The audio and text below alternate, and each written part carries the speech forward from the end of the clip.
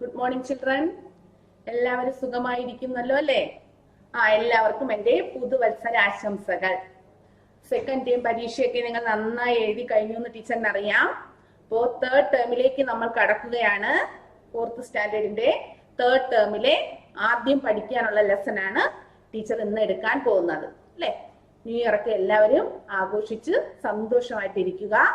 എല്ലാവരും ഹാപ്പി ആയിരിക്കുന്നു എന്ന് ടീച്ചർ വിചാരിക്കുന്നു. അപ്പൊ നമുക്ക് പുതിയ പാഠത്തിലേക്ക് കടക്കാം. തേർഡ് ടേമിലെ ഫസ്റ്റ് പാഠം 11 തച്ചനും മകനും എന്ന പാഠമാണ് നമ്മൾ ഇന്ന് പഠിക്കാൻ പോകുന്നത്. പാഠത്തിന്റെ പേര് തച്ചനും മകനും.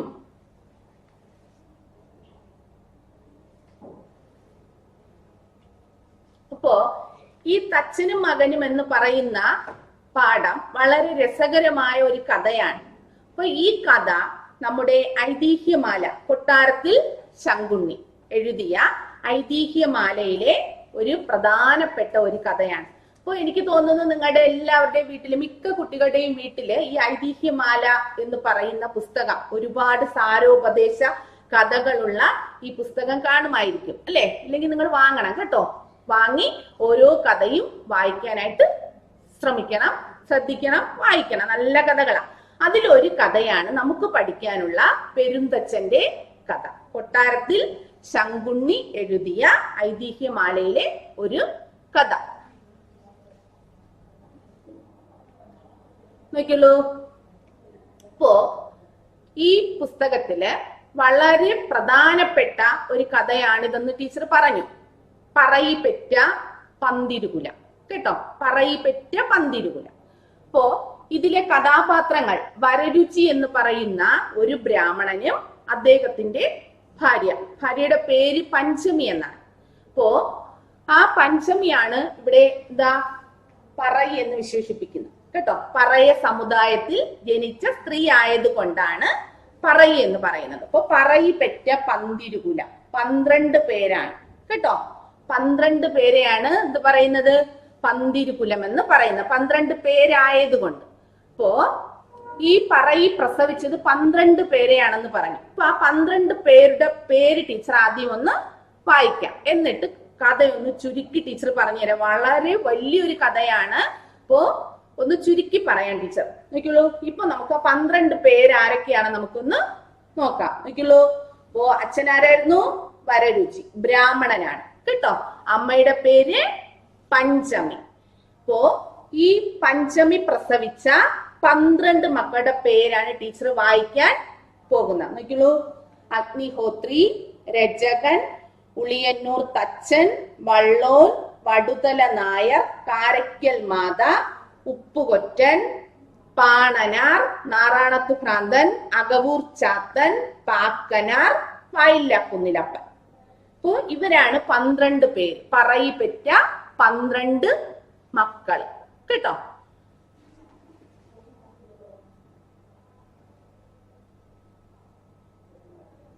നോക്കിയല്ലോ. അപ്പോ ഈ വരരുചി എന്ന് പറയുന്ന ബ്രാഹ്മണൻ, ശ്രേഷ്ഠനായ ബ്രാഹ്മണൻ. അപ്പൊ ടീച്ചർ ഒന്ന് കഥയൊന്ന് ചുരുക്കി പറയുകയാണ് കേട്ടോ. അപ്പൊ അദ്ദേഹം വിക്രമാദിത്യ രാജാവിന്റെ സദസ്സിലെ വലിയൊരു പണ്ഡിതനായിരുന്നു. ആ പണ്ഡിതനായ ശ്രേഷ്ഠ ബ്രാഹ്മണനായ ഈ വരരുചിക്ക് അദ്ദേഹം എന്ത് ചെയ്തു? ആരെ വിവാഹം കഴിച്ചു? പഞ്ചമിയെ വിവാഹം കഴിച്ചു കേട്ടോ. പക്ഷേ അതൊരു പറയ സ്ത്രീ ആയിരുന്നു. സമുദായത്തിലെ ഏറ്റവും താഴ്ന്ന ജാതിയിലുള്ള ഒരു സ്ത്രീ ആയിരുന്നു. അറിയാതെ അദ്ദേഹത്തിന് വിവാഹം കഴിക്കേണ്ടി വന്നു. കുറെ കാലങ്ങൾക്ക് ശേഷമാണ് അദ്ദേഹം താൻ വിവാഹം കഴിച്ചത് ഒരു പറയ സ്ത്രീയെ ആയിരുന്നു എന്ന് ആര് മനസ്സിലാക്കുന്നത്? വരരുചി മനസ്സിലാക്കുന്നത്. അതുകൊണ്ട് തന്നെ അദ്ദേഹം എന്ത് ചെയ്തു? അവിടുന്ന് നാട് വിട്ടങ്ങ് പോവാണ്. നാട് വിട്ട് പോകുന്ന സമയത്ത് കുറെ വർഷങ്ങൾ ഇങ്ങനെ കഴിഞ്ഞു. തീർത്ഥാടനത്തിനായി ഇങ്ങനെ പോകുന്നു.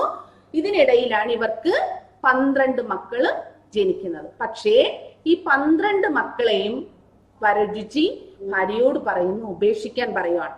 ആരെ അദ്ദേഹം വളർത്തുന്നില്ല. കുഞ്ഞ് കരഞ്ഞ പ്രസവിച്ചുടനെ കുഞ്ഞ് കരയും.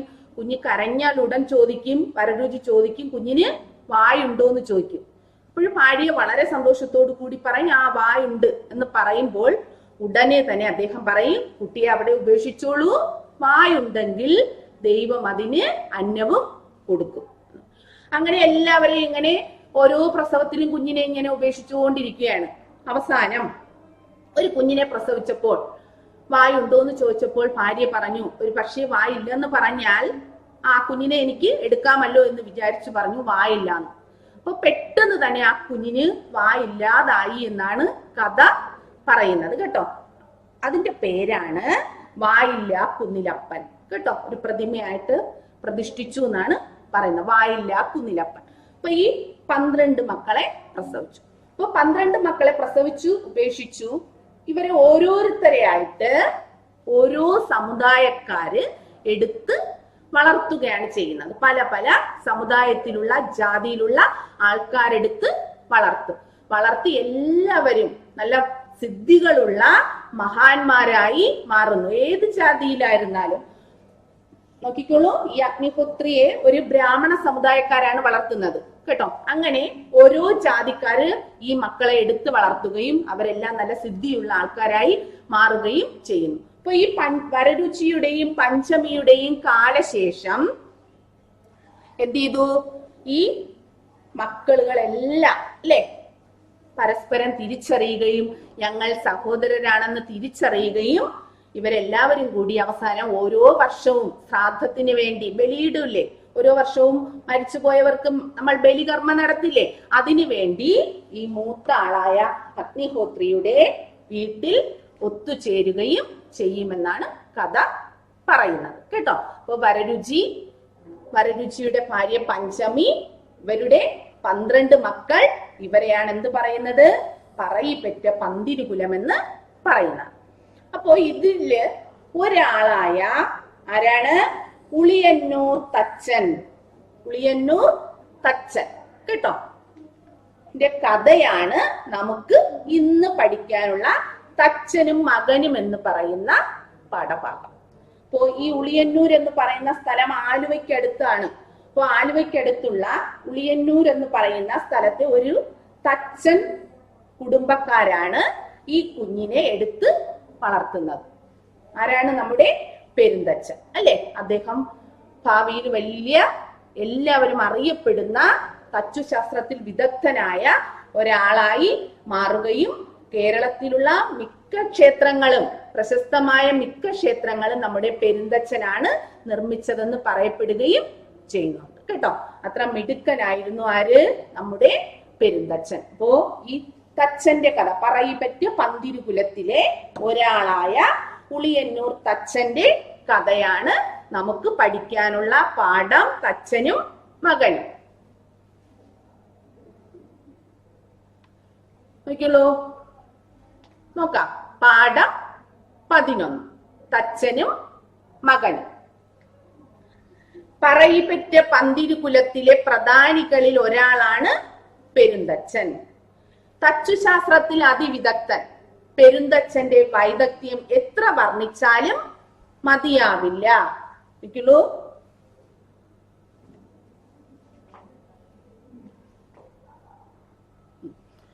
പറയിപ്പറ്റ പന്തിരുകുല ടീച്ചർ പറഞ്ഞു തന്നു അല്ലെ. പറയി പ്രസവിച്ച പന്തിരുകുല, പറയാണെന്ന് അറിയാതെ ബ്രാഹ്മണ സ്ത്രീയാണെന്ന് കരുതി വരരുചി വിവാഹം കഴിക്കുന്നു പഞ്ചമിയെ. അതിനുശേഷമാണ് താൻ വിവാഹം കഴിച്ചത് ഒരു ഹീന ജാതിക്കാരിയാണെന്ന് മനസ്സിലാക്കുകയും അദ്ദേഹം എന്ത് ചെയ്തു? തന്റെ നാട് വിട്ടു പോവുകയും ചെയ്യുന്നു. അതിനിടയിൽ ജനിക്കുന്ന കുഞ്ഞുങ്ങൾ, എത്ര മക്കൾ ജനിച്ചു എന്ന് ടീച്ചർ പറഞ്ഞു? 12 മക്കൾ അല്ലെ. ഇവരെയാണ് പന്തിരുകുലം എന്ന പേരിൽ അറിയപ്പെടുന്നത്. അപ്പൊ അതിലൊരാളാണ് ആര്? നമ്മുടെ പെരുന്തച്ചൻ. പെരുന്തച്ചനെ ഒരു മരപ്പണിക്കാരനാണ് എടുത്ത് വളർത്തിയത്. തച്ചന്മാരെന്ന് പറഞ്ഞാൽ മരപ്പണി ചെയ്യുന്ന ആൾക്കാരെയാണ് തച്ചന്മാരെന്ന് പറയുന്നത് കേട്ടോ. അപ്പൊ ഈ തച്ചൻ കുടുംബത്തിൽ എടുത്ത് വളർത്തിയ പെരുന്തച്ചൻ വലിയ മിടുക്കനായ വിദഗ്ധനായ ഒരു മരപ്പണിക്കാരനായി മാറുകയും, ഞാൻ പറഞ്ഞു നേരത്തെ, കേരളത്തിലെ മിക്ക ക്ഷേത്രങ്ങളും അദ്ദേഹം പണിതതാണെന്നാണ് പറയപ്പെടുന്നത്. നമ്മുടെ കൊട്ടാരക്കര ഗണപതി ക്ഷേത്രം ഇല്ലേ, അതും പെരുന്തച്ചൻ പണിതതാണെന്നാണ് പറയുന്നത്. അത്ര മിടുക്കനായിരുന്നു, നൈപുണ്യമുള്ളവനായിരുന്നു ആര്? നമ്മുടെ പെരുന്തച്ചൻ. ആ പെരുന്തച്ചന്റെയും മകന്റെയും ഒരു കുഞ്ഞു കഥ നോക്കിയുള്ളൂ. പറയിപ്പറ്റ പന്തിരുകുലത്തിലെ പ്രധാനികളിൽ ഒരാളാണ് പെരുന്തച്ചൻ. ഞാൻ പറഞ്ഞു 12 പേരെ പ്രസവിച്ചു. 12 പേരെയും ഓരോ ജാതിക്കാരെ എടുത്തു വളർത്തിയെങ്കിലും എല്ലാവരും നല്ല സിദ്ധിയുള്ളവരായിരുന്നു, നല്ല കഴിവുള്ളവരായിരുന്നു, പണ്ഡിതരായിരുന്നു, ഓരോ കാര്യത്തിലും പണ്ഡിതരായിരുന്നു എന്ന് പറഞ്ഞു. അപ്പോ അങ്ങനെയുള്ള പ്രധാനികളിൽ ഒരാളാണ് നമ്മുടെ പെരുന്തച്ഛൻ. തച്ചുശാസ്ത്രത്തിൽ അതിവിദഗ്ധൻ. തച്ചുശാസ്ത്രം എന്ന് പറഞ്ഞാൽ എന്താ? മരപ്പണി ചെയ്യുന്ന, നമ്മുടെ വീട് ഇപ്പൊ വെക്കുമ്പോൾ നമ്മൾ ഇപ്പൊ പറയില്ലേ സ്കെച്ചും പ്ലാനും ഒക്കെ ഉണ്ടാക്കുന്നു എന്ന് പറയില്ലേ, അതാണ് തച്ചുശാസ്ത്രം എന്ന് പറയുന്നത് കേട്ടോ. അപ്പൊ ഒരു പക്ഷേ വേണമെങ്കിൽ നമുക്ക് പറയാം കേരളത്തിലെ ആദ്യത്തെ എഞ്ചിനീയർ ആയിരുന്നു ആര്? നമ്മുടെ പെരുന്തച്ഛൻ എന്ന് പറയാം അല്ലേ. അപ്പോ അതിവിദഗ്ധൻ, വിദഗ്ധൻ എന്ന് പറഞ്ഞാൽ എന്താ? സമർത്ഥൻ, നല്ല കഴിവുള്ളവൻ. പെരുന്തച്ഛന്റെ വൈദഗ്ധ്യം എത്ര വർണ്ണിച്ചാലും മതിയാകില്ല. വൈദഗ്ധ്യം എന്ന് പറഞ്ഞാൽ എന്താ? കഴിവ്. അദ്ദേഹത്തിന് പണി ചെയ്യാനുള്ള കഴിവ്, വാസ്തുവിദ്യയിലൊക്കെ നല്ല അറിവായിരുന്നു. നോക്കിയുള്ളൂ, ഒന്നുകൂടി വായിച്ചു തരാം. പറയിപ്പറ്റ പന്തിരു കുലത്തിലെ പ്രധാനികളിൽ ഒരാളാണ് പെരുന്തച്ഛൻ. തച്ചുശാസ്ത്രത്തിൽ അതിവിദഗ്ധൻ. പെരുന്തച്ഛന്റെ വൈദഗ്ധ്യം എത്ര വർണ്ണിച്ചാലും മതിയാവില്ല കേട്ടോ. ഒരിക്കൽ പെരുന്തച്ഛൻ ഒരു കുസൃതി തോന്നി. എന്താ? വെറുതെ ഒരു തമാശ അല്ലെ.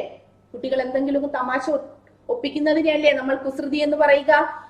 അങ്ങനെ ഇരിക്കെ ഒരിക്കൽ പെരുന്തച്ഛൻ ഒരു ചെറിയ തമാശ തോന്നി. എന്താണെന്ന് നമുക്ക് നോക്കാം. നോക്കിയുള്ളൂ, നാട്ടിലെ നദിയുടെ കുറുകെ ഒരു പാലമുണ്ട്, ചെറിയ പാലം, തടിപ്പാലം. പെരുന്തച്ഛൻ ഒരു മരപ്പാവയുണ്ടാക്കി പാലത്തിൽ വയ്ക്കാൻ തീരുമാനിച്ചു. വെറുതെ വയ്ക്കുകയല്ല, ചില കൗതുകങ്ങൾ ആ പാവയ്ക്കായി തച്ചൻ നൽകുകയും ചെയ്തു. അപ്പോ ഒരു ദിവസം പെരുന്തച്ഛൻ ഒരു കുസൃതി തോന്നി. അദ്ദേഹം എന്താ ചെയ്തത് നമുക്ക് നോക്കാം. എന്താണ് ചെയ്തതെന്ന് നോക്കിയുള്ളൂ. നാട്ടിലെ നദിയുടെ കുറുകെ ഒരു പാലമുണ്ട് അല്ലെ. നദി ഇങ്ങനെ കടന്ന് അപ്പുറത്ത് നമുക്ക് പോകുന്നതിന് വേണ്ടി പാലം കെട്ടിയിട്ടുള്ളത് നിങ്ങൾക്ക് അറിയാലോ. അങ്ങനെ ഒരു പാലമുണ്ട്, ഒരു ചെറിയ പാലം. ആ നദി കടക്കുന്നതിന് വേണ്ടി ഉള്ള ഒരു ചെറിയൊരു പാലം, ഒരു തടി കൊണ്ടുള്ള ഒരു പാലം. തടി കൊണ്ടുണ്ടാക്കിയ പാലമാണ് തടിപ്പാലം അല്ലെ. പെരുന്തച്ഛൻ ഒരു മരപ്പാവയുണ്ടാക്കി പാലത്തിൽ വയ്ക്കാൻ തീരുമാനിച്ചു. മരം കൊണ്ടുണ്ടാക്കിയ പാവ. ഇച്ചിരി നേരത്തെ പറഞ്ഞു തച്ചുശാസ്ത്രം, മരപ്പണിയില് മിടുക്കനായിരുന്നു ആര്? പെരുന്തച്ഛൻ. അദ്ദേഹം എന്ത് ചെയ്തു? ഒരു മരപ്പാവയുണ്ടാക്കി പാലത്തിൽ വയ്ക്കാൻ അദ്ദേഹം തീരുമാനിച്ചു. വെറുതെ വെക്കുകയല്ല ചെയ്തത്. വെറുതെ ഒരു പാവ ഉണ്ടാക്കി അവിടെ കൊണ്ട് പ്രതിഷ്ഠിച്ചു വെക്കുകയല്ല അദ്ദേഹം ചെയ്തത്. പിന്നെ എന്താ ചെയ്തേ? വെറുതെ വെക്കുകയല്ല, ചില കൗതുകങ്ങൾ ആ പാവയ്ക്കായി തച്ചൻ നൽകുകയും ചെയ്തു അല്ലെ. നമുക്ക് കാണാൻ ആകാംക്ഷ തോന്നുന്ന, കൗതുകം തോന്നുന്ന ചില കാര്യങ്ങളും കൂടി അദ്ദേഹം എന്ത് ചെയ്തിരുന്നു? ആ പാവയിൽ ഉണ്ടാക്കി വെച്ചിരുന്നു കേട്ടോ. അതെന്താണെന്ന് നമുക്ക് നോക്കാം. അപ്പൊ ടീച്ചർ ഇതുവരെ ഒന്നുകൂടി വായിച്ചു തരാൻ നോക്കിയോളൂ. പറയിപ്പറ്റ പന്തിരു കുലത്തിലെ പ്രധാനികളിൽ ഒരാളാണ് പെരുന്തച്ഛൻ. തച്ചുശാസ്ത്രത്തിൽ അതിവിദഗ്ധൻ അല്ലെ. പെരുന്തച്ഛന്റെ വൈദഗ്ധ്യം എത്ര വർണ്ണിച്ചാലും മതിയാവില്ല. ഒരുപാട് കഥകളുണ്ട്, ഇദ്ദേഹവുമായി ബന്ധപ്പെട്ട് ഒരുപാട് കഥകളുണ്ട്. അതുകൊണ്ട് എത്രത്തോളം പറഞ്ഞാലും മതിയാവില്ല എന്നാണ് അദ്ദേഹത്തിന്റെ കഴിവുകൾ. ഒരിക്കൽ പെരുന്തച്ഛൻ ഒരു കുസൃതി തോന്നി. അതിലൊരു കാര്യമാണ് നമ്മൾ ഇന്ന് പഠിക്കാൻ പോകുന്നത്. ഒരിക്കൽ പെരുന്തച്ഛൻ ഒരു കുസൃതി തോന്നി, വെറുതെ ഒരു തമാശ. എന്തായിരുന്നു? നാട്ടിലെ നദിയുടെ കുറുകെ ഒരു പാലമുണ്ട്, ഒരു ചെറിയ പാലം. എന്തുകൊണ്ടുണ്ടാക്കിയ? തടിപ്പാലം അല്ലെ. പെരുന്തച്ഛൻ ഒരു മരപ്പാവയുണ്ടാക്കി പാലത്തിൽ വയ്ക്കാൻ തീരുമാനിച്ചു. വെറുതെ വയ്ക്കുകയല്ല, ചില കൗതുകങ്ങൾ ആ പാവയ്ക്കായി തച്ചൻ നൽകുകയും ചെയ്തു. അതെന്താണെന്ന് നമുക്ക് നോക്കാം. നോക്കിയല്ലോ. അപ്പൊ എന്താ പെരുന്തച്ഛൻ പാവയിൽ ചെയ്തതെന്ന് നമുക്ക് നോക്കാം അല്ലെ. പാലത്തിൽ ആരെങ്കിലും കയറിയാൽ പെരുന്തച്ഛൻ പാലത്തിന്റെ താഴെ സ്ഥാപിച്ച പാവ വായിൽ വെള്ളം നിറച്ച് മുകളിലേക്ക് ഉയർന്നു വരാൻ തുടങ്ങും അല്ലെ. പാലത്തിൽ ആരെങ്കിലും കയറിയാൽ പെരുന്തച്ഛൻ പാലത്തിന്റെ താഴെ സ്ഥാപിച്ച പാവ വായിൽ വെള്ളം നിറച്ച് മുകളിലേക്ക് ഉയർന്നു വരാൻ തുടങ്ങും. അപ്പൊ വെറുതെ ഒരു പാവ ഉണ്ടാക്കി വെക്കുകയല്ല പെരുന്തച്ഛൻ ചെയ്തത് അല്ലെ. ചില കൗതുകങ്ങൾ കൂടി ഉണ്ടായിരുന്നു എന്ന് പറഞ്ഞത് എന്താണ്? പാലത്തിൽ ആരെങ്കിലും ഇങ്ങനെ കയറി തുടങ്ങിയാൽ അപ്പോൾ തന്നെ എന്ത് ചെയ്യും? പെരുന്തച്ഛൻ പാലത്തിന്റെ ഏറ്റവും അടിയിൽ സ്ഥാപിച്ചിരിക്കുന്ന പാവ വായിൽ വെള്ളം നിറച്ചിട്ട് ഈ ആൾക്കാർ ഇങ്ങനെ നടക്കുന്നതനുസരിച്ച് ഈ പാവ എന്ത് ചെയ്യും? ഉയർന്നുയർന്നുയർന്ന് വരും. എന്നിട്ടോ ആളുകൾ ഓരോ ചുവടും വയ്ക്കുന്നതിനനുസരിച്ച് പാവ മുകളിലേക്ക് ഉയരും. ആൾക്കാർ ഇങ്ങനെ ഒരു ചുവട് വയ്ക്കുമ്പോൾ പാവ ഉയർന്നു വരും, വീണ്ടും അടുത്ത കാല് വയ്ക്കുമ്പോൾ വീണ്ടും ഉയർന്നു വരും. അങ്ങനെ അങ്ങനെ എന്താ ആൾ പാലത്തിന്റെ മധ്യത്തിലെത്തുമ്പോൾ പാവ മുകളിലെത്തും. സെന്ററിലായിട്ട് നടന്ന് ആ ആള് പാലത്തിന്റെ ഒത്ത നടുക്ക് അല്ലെ, നടുക്ക് മധ്യം എന്ന് പറഞ്ഞാൽ എന്താ? സെന്റർ. അവിടെ വരുമ്പോഴേക്കും എന്ത് ചെയ്യും? പാവ മുകളിൽ വരും. എന്നിട്ടോ പിന്നെന്താ ചെയ്യുന്നേ? വായിൽ നിറച്ച വെള്ളം യാത്രക്കാരന് നേരെ തുപ്പിക്കൊടുക്കും അല്ലെ. ഇതായിരുന്നു കൗതുകം. വായിൽ ഇങ്ങനെ വെള്ളം നിറച്ചാണ് പാവ വരുന്നത്. അപ്പൊ ഈ പാലത്തിൽ കയറുന്ന ആള് നടന്ന് പാലത്തിന്റെ മധ്യത്തിലേക്ക് എത്തുമ്പോഴേക്കും പാവ മുകളിൽ വന്നിട്ട് ഈ പാവയുടെ വായിലുള്ള വെള്ളം യാത്രക്കാരന് നേരെ തുപ്പും. ഇതാണ് അദ്ദേഹം ചെയ്ത കൗതുക പാവയുടെ പ്രത്യേകത എന്ന് പറയുന്നത്. ഒന്നുകൂടി നോക്കാം, വായിച്ചു തരാം. പാലത്തിൽ ആരെങ്കിലും കയറിയാൽ പെരുന്തച്ഛൻ പാലത്തിന്റെ താഴെ സ്ഥാപിച്ച പാവ വായിൽ വെള്ളം നിറച്ച് മുകളിലേക്ക് ഉയർന്നു വരാൻ തുടങ്ങും. ആളുകൾ ഓരോ ചുവടും വയ്ക്കുന്നതിനനുസരിച്ച് പാവ മുകളിലേക്ക് ഉയരും. ആൾ പാലത്തിന്റെ മധ്യത്തിലെത്തുമ്പോൾ പാവ മുകളിലെത്തും. എന്നിട്ട് വായിൽ നിറച്ച വെള്ളം യാത്രക്കാരന് നേരെ തുപ്പും. നോക്കിയല്ലോ. അപ്പൊ ഇത് കാണാൻ എല്ലാവർക്കും വളരെ ഇഷ്ടമായിരിക്കും അല്ലെ. പ്രത്യേകിച്ച് കുഞ്ഞുങ്ങൾക്ക് വളരെ രസകരമായ കൗതുകമുള്ള, മറ്റാരും ഇതുവരെ ചെയ്തിട്ടില്ലാത്ത ഒരു പ്രവൃത്തിയല്ലേ പെരുന്തച്ഛൻ ചെയ്തു വെച്ചേക്കുന്നേ. അതുകൊണ്ട് തന്നെ ആൾക്കാർ ഇതെല്ലാം വളരെ ആകാംക്ഷയോടുകൂടി വളരെ രസത്തോടു കൂടി കണ്ടു. പ്രത്യേകിച്ച് കുട്ടികൾ, നിങ്ങളെ പോലുള്ള കുഞ്ഞുങ്ങൾ. നോക്കിയുള്ളൂ, കുട്ടികൾക്ക് ഇതൊരു കൗതുകമായി. വായിൽ വെള്ളം നിറച്ചുയർന്നു വന്ന് വെള്ളം തുപ്പുന്ന പാവയെ കണ്ട് കുട്ടികൾ ആർത്തു വിളിച്ചു അല്ലെ. ആദ്യമായിട്ട് ഇത് കണ്ടപ്പോ കുട്ടികൾക്ക് വളരെ സന്തോഷമായി. അവരെന്ത് ചെയ്തു? ആർത്തു വിളിച്ചു. സന്തോഷം കൊണ്ടവർ വിളിച്ചു കൂകി. നോക്കിയുള്ളൂ, കുട്ടികൾക്ക് ഇതൊരു കൗതുകമായി. വായിൽ വെള്ളം നിറച്ച് ഉയർന്നു വന്ന് വെള്ളം തുപ്പുന്ന പാവയെ കണ്ട് കുട്ടികൾ ആർത്തു വിളിച്ചു. ഓരോ യാത്രക്കാരനും കടന്നു പോകുന്നത് കുട്ടികൾ നോക്കി നിന്നു. കുട്ടികൾ പിന്നെ ഇത് കാണാനായിട്ട് തന്നെ വീടുകളിൽ പോലും പോവാതെ എന്ത് ചെയ്തു? പാലത്തിനടുത്ത് നിപ്പായി അല്ലെ. ഓരോ യാത്രക്കാരനും നടന്നു പോകുമ്പോൾ ആൾക്കാര് പാലത്തിന്റെ മധ്യത്തിൽ എത്തുമ്പോഴേക്കും പാവ എന്ത് ചെയ്യും? ഉയർന്നു വന്ന് തുപ്പിക്കൊടുക്കും അല്ലെ. ഇത് കണ്ട് കുട്ടികൾ വളരെ സന്തോഷത്തോടു കൂടി, നമ്മൾ ഒന്ന് വീണാൽ പെട്ടെന്നൊന്ന് ചിരിക്കും അല്ലെ, പിന്നീടാണ് അയ്യോ കഷ്ടം എന്ന് പറയുന്നത്. അപ്പോ അതുപോലെ ഈ രസകരമായ കാഴ്ച കണ്ട് കുട്ടികൾ ആർത്ത് ചിരിച്ചു. ഓരോ യാത്രക്കാരനും കടന്നു പോകുന്നത് കുട്ടികൾ നോക്കി നിന്നു. കുട്ടികളുടെ ആനന്ദം പെരുന്തച്ഛന്റെ മനം കുളിർപ്പിച്ചു. ആനന്ദം എന്ന് പറഞ്ഞാൽ എന്താ? സന്തോഷം. കുട്ടികൾ സന്തോഷിക്കുന്നത് കണ്ടപ്പോൾ പെരുന്തച്ഛന്റെ മനം കുളിർത്തു. മനം എന്ന് പറഞ്ഞാൽ എന്താ? മനസ്സ് നിറഞ്ഞു അല്ലെ. നമുക്ക് എന്തെങ്കിലും വളരെ മനോഹരമായ ഒരു കാഴ്ച കാണുമ്പോൾ നമ്മുടെ കണ്ണും മനസ്സും ഒക്കെ കുളിർക്കൂലേ? നിറയും സന്തോഷം കൊണ്ട് അല്ലെ. അതിനെയാണ് എന്ത് പറയുന്നത്? മനം കുളിർപ്പിച്ചു എന്ന് പറയുന്നത്. ഏത് കാഴ്ച? കുട്ടികൾ ഇങ്ങനെ ആർത്ത് രസിക്കുന്നത്. ഞാൻ ചെയ്തു വെച്ച പ്രവൃത്തി കൊണ്ട് കുട്ടികൾക്ക് ഒരുപാട് സന്തോഷിക്കാൻ പറ്റുന്നുണ്ടല്ലോ, അവർ ഒരുപാട് സന്തോഷിക്കുന്നുണ്ടല്ലോ എന്നോർത്തപ്പോൾ പെരുന്തച്ഛന്റെ മനസ്സ് നിറഞ്ഞു. പെരുന്തച്ഛന് സന്തോഷമായി കേട്ടോ. ഇതാണ് അദ്ദേഹം ഉണ്ടാക്കി വെച്ച പാവയുടെ പ്രത്യേകത. നമുക്ക് ഒന്നുകൂടി നോക്കാം. നോക്കിയുള്ളൂ, ടീച്ചർ ഒന്നുകൂടി ആദ്യം തൊട്ട് വായിച്ചു തരാം. എല്ലാവരും ടെക്സ്റ്റ് നോക്കിയിരുന്നേ. പറയിപ്പെറ്റ പന്തിരുകുലത്തിലെ പ്രധാനികളിൽ ഒരാളാണ് പെരുന്തച്ഛൻ. ടീച്ചർ പറഞ്ഞു പറയുടെ പേരെന്തായിരുന്നു? പഞ്ചം അല്ലെ. ബ്രാഹ്മണ സ്ത്രീയാണെന്ന് കരുതി നമ്മുടെ ശ്രേഷ്ഠനായ ബ്രാഹ്മണൻ വരരുചി പഞ്ചമിയെ വിവാഹം കഴിക്കുന്നു. അപ്പോ പറയിപ്പെറ്റ പന്തിരുകുലത്തിലെ, പന്തിരുകുലം എന്ന് പറഞ്ഞാൽ എത്ര പേരാ? 12 പേരല്ലേ. അതിൽ പ്രധാനികളിൽ ഒരാളാണ് നമ്മുടെ പെരുന്തച്ഛൻ. ടീച്ചർ പറഞ്ഞു ഉളിയന്നൂർ, ആലുവയ്ക്കടുത്ത് ഉളിയന്നൂർ എന്ന് പറയുന്ന സ്ഥലത്താണ് പെരുന്തച്ഛനെ എടുത്തു വളർത്തിയത്. ഒരു മരപ്പണി കുടുംബത്തിലെ ആൾക്കാരായിരുന്നു എടുത്തു വളർത്തിയത്. അതുകൊണ്ട് അദ്ദേഹവും വലിയൊരു തച്ചനായി മാറി. മരപ്പണി ചെയ്യുന്ന ആൾക്കാരെ പറയുന്ന പേരാണ് എന്തെന്ന് പറയുന്നത്? തച്ചൻ എന്ന് പറയുന്നത് കേട്ടോ. വീട് സ്ഥലം നല്ലതാണോ, അവിടെ വീട് വെക്കാൻ കൊള്ളാവോ, ക്ഷേത്രം പണിയാൻ കൊള്ളാവോ എന്നൊക്കെ നോക്കി സ്ഥലവും പിന്നെ അതെങ്ങനെയാണ് നിർമ്മിക്കുന്നത്, അതിന്റെ നിർമ്മാണ രീതി, എന്തൊക്കെ ഉപയോഗിക്കാം, തടികൾ എങ്ങനെയൊക്കെ വെക്കാം എന്നതിനെ കുറിച്ചൊക്കെ നല്ല ബോധ്യമുള്ള അറിവുള്ള ആളായിരുന്നു ആര്? പെരുന്തച്ഛൻ കേട്ടോ. അപ്പോ അദ്ദേഹത്തിന്റെ വൈദഗ്ധ്യം എത്ര വർണ്ണിച്ചാലും മതിയാവില്ല, അദ്ദേഹത്തിന്റെ കഴിവ് എത്ര വർണ്ണിച്ചാലും മതിയാവില്ല. അപ്പൊ ഒരിക്കൽ പെരുന്തച്ഛൻ ഒരു കുസൃതി തോന്നി, വെറുതെ ഒരു തമാശ തോന്നി. എന്തായിരുന്നു ആ തമാശ? നമുക്ക് നോക്കാം. നാട്ടിലെ നദിയുടെ കുറുകെ ഒരു പാലമുണ്ട്, ചെറിയ പാലം, ഒരു തടിപ്പാല, തടി കൊണ്ടുണ്ടാക്കിയ പാലമാണ് കേട്ടോ, സിമന്റ് ഇട്ടതൊന്നും അല്ല. പെരുന്തച്ഛൻ ഒരു മരപ്പാവയുണ്ടാക്കി, മരം കൊണ്ട് ഒരു ചെറിയൊരു പാവയുണ്ടാക്കി അദ്ദേഹം എന്ത് ചെയ്തു? പാലത്തിൽ വെക്കാൻ തീരുമാനിച്ചു. വെറുതെ വെക്കുകയല്ല, വെറുതെ ഒരു പാവ ഉണ്ടാക്കി ആ പാലത്തിൽ കൊണ്ട് വെക്കുകയല്ല അദ്ദേഹം ചെയ്തത്.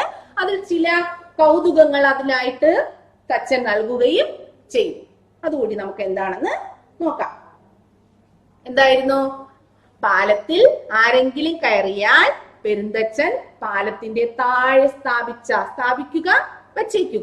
വെച്ചിട്ടുള്ള പാവ വായിൽ വെള്ളം നിറച്ച് മുകളിലേക്ക് ഉയർന്നു വരാൻ തുടങ്ങും. ആളുകൾ ഓരോ ചുവടും വയ്ക്കുന്നതിനനുസരിച്ച് പാവ മുകളിലേക്ക് ഉയരും. ആൾ പാലത്തിന്റെ മധ്യത്തിലെത്തുമ്പോൾ, പാലത്തിന്റെ നടുവിലെത്തുമ്പോൾ, സെന്ററിലെത്തുമ്പോഴേക്കും എന്ത് ചെയ്യും? വായിൽ വെള്ളം നിറച്ച ഈ പാവ മുകളിലേക്ക് ഉയർന്നു വന്ന് പാവയും മുകളിലെത്തിയിട്ട് വായിൽ നിറച്ച വെള്ളം യാത്രക്കാരന് നേരെ തുപ്പിക്കൊടുക്കും. ആൾക്കാരെല്ലാം എന്ത് ചെയ്തു? നാണിച്ചു പോകും അല്ലെ? ഇതായിരുന്നു അദ്ദേഹം പാവയ്ക്കായി ചെയ്ത ചില കൗതുകങ്ങൾ. നോക്കിയുള്ളൂ. അപ്പൊ ഇത് കണ്ടപ്പോൾ നിങ്ങളെ പോലെ തന്നെ, നിങ്ങൾക്ക് ഇത് കാണുമ്പോൾ ചിരി വരൂലേ, സന്തോഷം വരൂലേ? അതുപോലെ തന്നെ കുട്ടികൾക്ക് ഇതൊരു കൗതുകമായി. വായിൽ വെള്ളം നിറച്ചുയർന്നു വന്ന് വെള്ളം തുപ്പുന്ന പാവയെ കണ്ട് കുട്ടികൾ ആർത്തു വിളിച്ചു. സന്തോഷം കൊണ്ട് അവർ എന്ത് ചെയ്തു? ആർപ്പ് വിളിച്ചു. ഓരോ യാത്രക്കാരനും കടന്നു പോകുന്നത് കുട്ടികൾ നോക്കി നിന്നു കേട്ടോ. ഒരു വീട്ടിൽ പോകാറേ ഇല്ല, പിന്നെ അവിടെ നിന്ന് ഓരോ യാത്രക്കാരനും ഇങ്ങനെ കടന്നു പോകുന്നതും പാവ വെള്ളം തുപ്പുന്നതും നോക്കി ഇങ്ങനെ ചിരിച്ച് രസിച്ച് അവരങ്ങനെ നിന്നു. കുട്ടികളുടെ ആനന്ദം പെരുന്തച്ഛന്റെ മനം കുളിർപ്പിച്ചു. കുട്ടികളുടെ ഒരു സന്തോഷമില്ലേ, അത് കണ്ടപ്പോൾ പെരുന്തച്ഛന്റെ മനസ്സ് നിറഞ്ഞു, മനസ്സ് കുളിർത്തു അല്ലെ? നല്ല ഒരു കാര്യമാണ്. ആ കുട്ടികൾക്ക് മനസ്സിന് സന്തോഷം നൽകുന്ന ഒരു പ്രവൃത്തിയാണല്ലോ ഞാൻ ചെയ്തത് എന്നോർത്തായിരിക്കാം പെരുന്തച്ഛൻ വളരെ സന്തോഷിച്ചു മനസ്സിൽ. അപ്പൊ ഇതുവരെ എല്ലാവർക്കും മനസ്സിലായല്ലോ. ഇനി നമുക്ക് ഇതുവരെ പഠിപ്പിച്ച ഭാഗം വരെയുള്ള പുതിയ പദങ്ങളൊന്ന് നോക്കാം. വിദഗ്ധൻ, കൗതുകം, കുസൃതി, ആനന്ദം, മരപ്പാവ. ഒന്നുകൂടി. വിദഗ്ധൻ, കൗതുകം, കുസൃതി, ആനന്ദം, മരപ്പാവ. ഈ അർത്ഥം എന്താണ്? മനം, മനസ്സ്, ആനന്ദം, സന്തോഷം. സിമ്പിൾ ആണ് അല്ലേ? മനം, മനസ്സ്, ആനന്ദം, സന്തോഷം. ഓക്കെ. അപ്പോ ഈ പുതിയ പദങ്ങൾ നിങ്ങൾ 5 times എഴുതി പഠിക്കണം കേട്ടോ. ഈ ടീച്ചർ എഴുതിയിട്ടുള്ള പുതിയ പദങ്ങൾ വിദഗ്ധൻ, കൗതുകം, കുസൃതി, ആനന്ദം, മരപ്പാവ, ഇത് നോട്ട്ബുക്കിൽ എഴുതി പഠിക്കണം 5 times. ഓരോ വാക്കും 5 പ്രാവശ്യം എഴുതി പഠിച്ച് ടെക്സ്റ്റ് നന്നായിട്ട് പഠിച്ച് വായിച്ച് വെച്ചേക്കുക. ടീച്ചർ ബാക്കി ഭാഗം അടുത്ത ക്ലാസ്സിൽ പറഞ്ഞു തരും. ഐതിഹ്യമാല എല്ലാവരും വാങ്ങിക്കാൻ ശ്രമിക്കണം, വാങ്ങണം. അതിലുള്ള കഥകളൊക്കെ നിങ്ങൾ വായിക്കുകയും വേണം കേട്ടോ. എന്തെങ്കിലും സംശയം ഉണ്ടെങ്കിൽ ടീച്ചറിനെ വിളിക്കാം. ഓക്കെ. ഫോൺ നമ്പർ അറിയാലോ?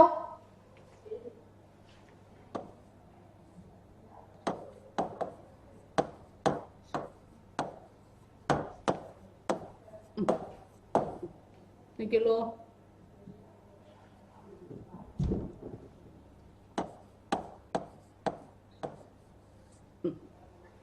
9745550531. ഇതാണ് ടീച്ചറിന്റെ നമ്പർ. എന്തെങ്കിലും സംശയം ഉണ്ടെങ്കിൽ ടീച്ചറിനെ വിളിക്കാം. അപ്പൊ ഇനി നമുക്ക് അടുത്ത ക്ലാസ്സിൽ കാണാം. ഓക്കെ.